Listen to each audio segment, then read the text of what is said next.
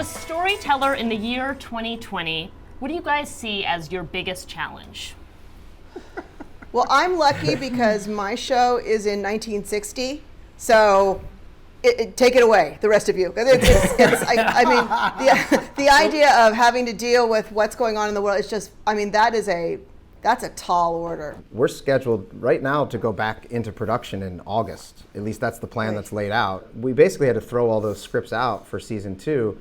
Not completely, but we have to obviously adjust for the world being completely different as we return. It's a lot of trying to predict the future. It's an office comedy, so what does an office even look like? Right. So those are the kinds of challenges that we're wrestling with right now. My challenge is like to be emotionally relevant, because in a show like Dead to Me, we're not telling topical kind of rip from the headlines stories anyway. But what I always try to do is sort of gather a sense of a collective emotional place where we tell our stories from. In season 1, for me, I was coming from a place of grief and loss, and that is very much what the show is about. You know, our show is about death, really, rather than, I think, tell a literal story that maybe reflects everything that we're going through. I would aim to hopefully somehow tell a story that is emotionally resonant. But I also think that one thing that comedy has going for it that straight dramas don't, is I think people are going to be so desperate to be entertained and to laugh and to have some sort of release. We have a catharsis that I don't know that dramas have. Like, you know, if I'm running any sort of cop show right now, I'm like, you know, and scene. You know, I mean, we have at least there's an element of, you know, I mean, of universal stories like death, loss, family. You know, we're here to like say it's okay. The world is crazy, but sit down for a minute, relax, and laugh a little. It's okay to laugh a little. I mean, our show's, I guess, you know, it's a period show, but I always thought of it as a contemporary show where everyone wears ribbons on their shoes. It has made me think about how we approach it. Even though we weren't very literal, we're not literally reflecting contemporary society, there's things in the show that are about change and about a catalyst for change and why people change if they've got all the privilege. And I think in a really polarized world, drama just keeps people in their polarized nature in a way, whereas comedy just has this ability to cut through to their humanity and to just the fucking truth sometimes in a way that drama doesn't have that capacity. You just want to be funny, and that's ultimately, you know, comedy gives you the spoonful of sugar to take the medicine down with, you know what I'm saying? You know, the idea of you don't know what the medicine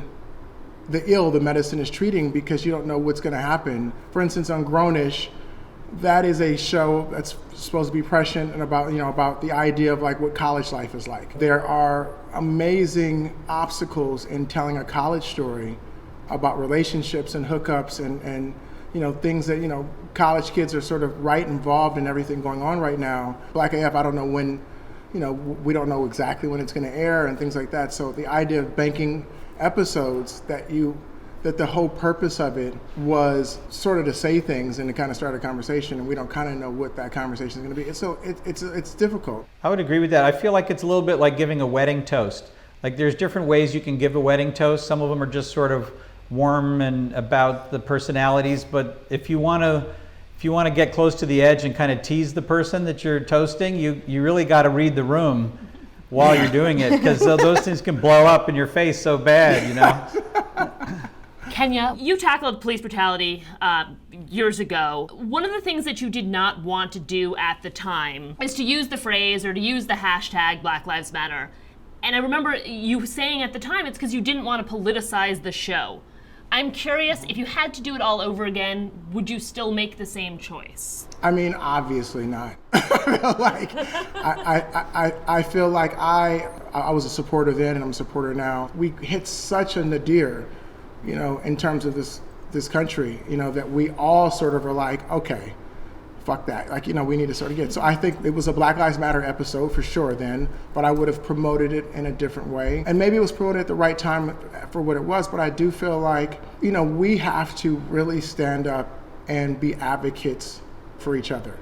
You know, I've seen with COVID in particular, you know, a friend of mine, double breast cancer survivor, her son went through it twice, and you know she beat it, and she got COVID and like got put on ventilators and was basically on the, you know, they were doing something called an end of life visit. You only can choose one person to come say bye. And the husband had to choose, like, is it the 12-year-old son or is it him to the wife he's been with 20 years? Like that's a Sophie's choice. Like it's like a choice no one wants to make. What happened was her mom kept fighting, got a specialist, you know, over FaceTime, and now she's on the mend. The notion of that was that she had an advocate, you know, and I kind of think that advocates are really, really, really important in every aspect of life, you know what I'm saying? And I kind of feel like it's important for us to be advocates for each other. So I think, you know, to answer your question, like, yeah, I definitely would have played it differently, and I will play it differently moving forward on not just that topic, but topics of things with women, things with, you know, LGBT community, things with people with disabilities. So anything that I feel like people need someone to sort of step up and have a loudspeaker, I want to sort of be that person.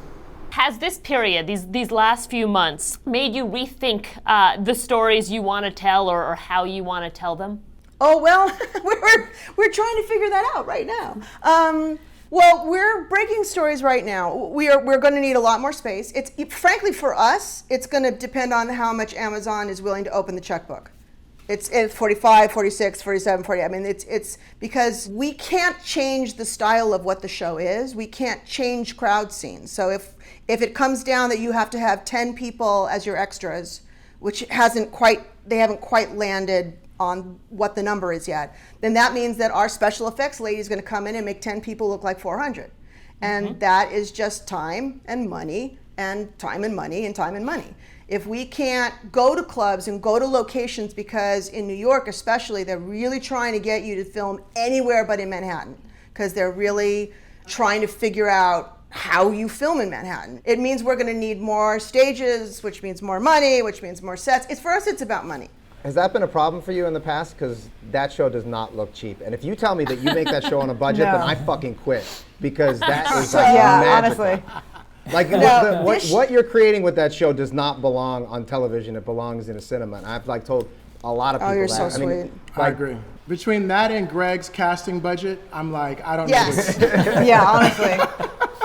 I'm just waiting for not a Marlon cheap show. Brando to walk on Space Force. Oh, that'd be good. With Mythic Quest, you have a show that sort of presents as a series about tech bros. And a lot of it is really about women in tech. Did you always know that you wanted it to be that sort of kind of Trojan horse? I wouldn't look at it as a Trojan horse. I mean, what we've been striving to do is just make it feel as authentic as possible. And if you'll notice in the show, the women that are in the show are very young.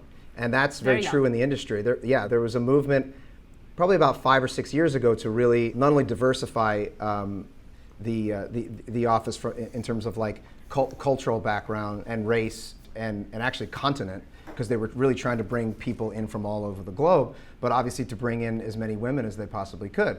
Well, those women came into entry-level positions. So if you'll notice in the show, there are a lot of dudes in their 30s and 40s, and then a lot of young women. So we wanted to accurately reflect that, because we felt like, of course, we want to create an inclusive environment for the TV show, but we also didn't want it to feel pandering. We wanted it to feel like, well, this is an accurate reflection of what these companies are. So that was just a function of us trying to do that. Greg, I want to ask you quickly about Upload, which has had this sort of long, circuitous history. It's several decades in the making. At one point, I think it was going to be a book. Certainly, it was at one point at a different network. The value of doing sci-fi that's set in the future is really more about what you're saying about the present. So I'm curious if its message and the comedy of it has sort of changed in that time. Yeah, I think so. I mean, my initial thing that I was interested in was the notion of if we could upload into a virtual environment, we would be able to, in effect, program our own heaven. And what would that be like if human beings from Earth, you know, living in a society, it would be filled with greed and unfairness. The big tech companies that are now kind of dominating our world, you know, you got to see how they were using all of the technological advances in a very capitalistic way to increase the income inequality in our culture.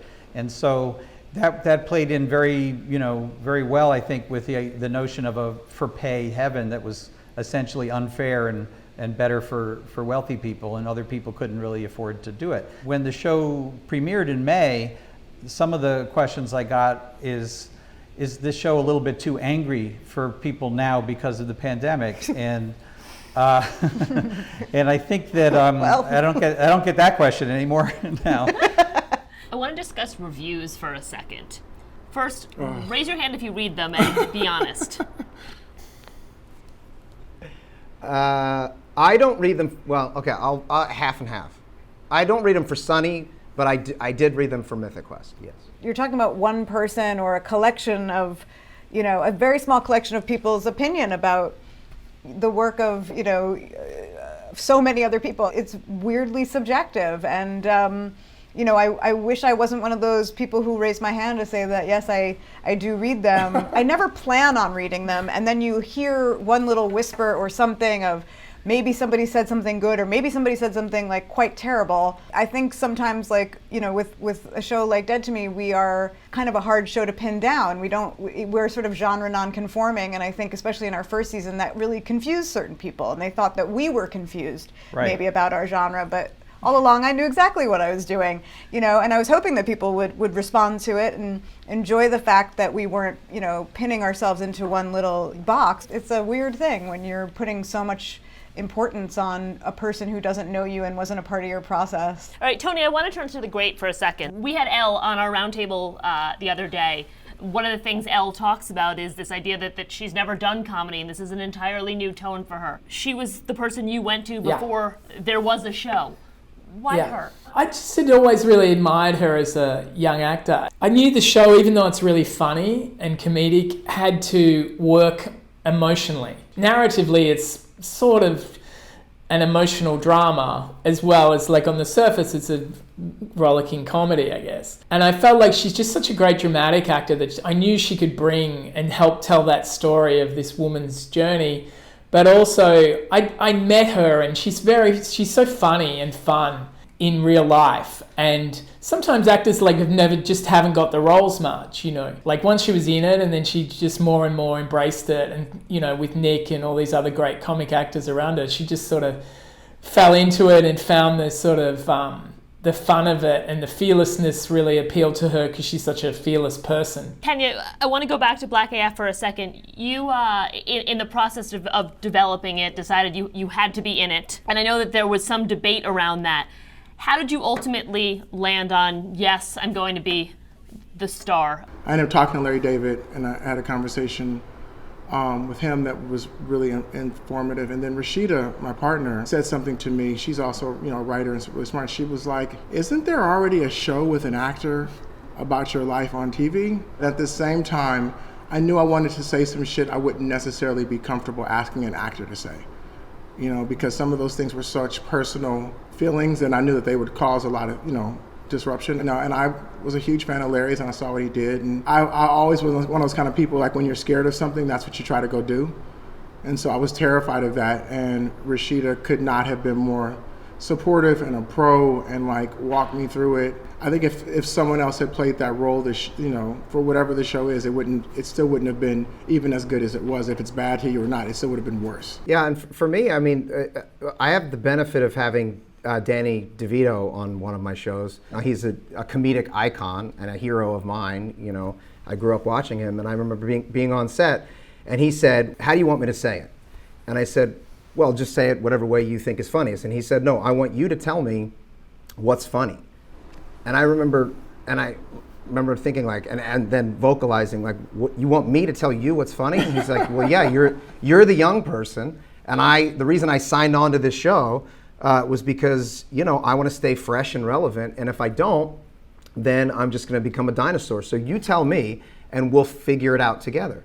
And so that was a real learning experience for me. And as I continue to make that show, and then have made a few shows subsequent to that, I've just surrounded myself with young people. So my writer's room right now on Sunny, I have people in the room that were not old enough to watch the show. We're not allowed to watch the show when it first premiered. And it's not even from like some sort of altruistic point of view or a pandering point of view. It's literally this is going to make the show better, and I don't want to be a dinosaur. I want you to help guide me, because now I'm not that young person. I'm now the Danny DeVito looking at the kids and saying, what's funny, kids? I don't, because like we got an empty whiteboard and I don't want to fuck it up. So please tell me like what's funny so I can put it up there. I don't understand why any. Yeah, of you I don't know guys why like to anyone write. would want to sit in a writer's room. Writing is the worst. Writing is by far, and look, again, this is coming from like a pretty bad hacky actor who's just trying to keep up with everybody else. But